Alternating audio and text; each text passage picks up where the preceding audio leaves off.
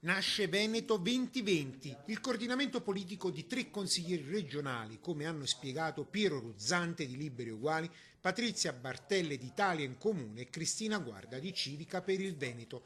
Non sarà un partito, un nuovo gruppo lista, ma semplicemente l'unione sotto un unico nome, appunto Veneto 2020, che si occuperà di ambiente, lavoro e sanità, come hanno sottolineato i 3 consiglieri che si sono uniti con l'intento di creare un nuovo soggetto politico in grado di rispondere alle esigenze dei cittadini. Il coordinamento, spiega la consigliera Guarda, sarà a disposizione dei consiglieri di minoranza, ma in particolare a quella parte di popolazione veneta che non trova spazio né rappresentanza e che non viene di fatto ascoltata. Abbiamo la necessità di creare una visione politica pluriennale che non sia basata su risposte spot, soluzioni semplici a problemi complessi come quelli ambientali, sociali, sanitari, lavorativi del nostro territorio. Mentre Piero Ruzzante evidenzia come non sia la Lega il primo partito in Veneto, ma l'astensionismo, e quindi bisogna dare voce a quelle persone che non vanno più a votare. Come Veneto 2020 ci proponiamo anche di essere riferimento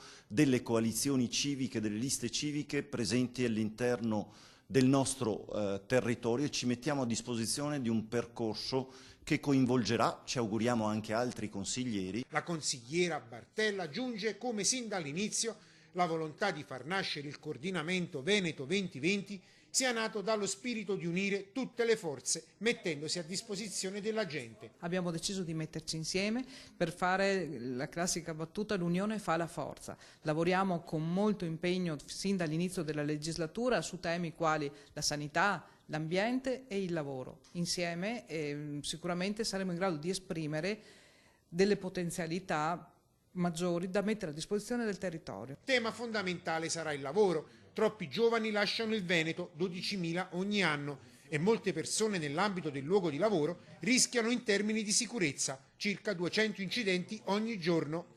Ogni 4 giorni un incidente è mortale. Crediamo sia necessario dare risposta al mondo del lavoro.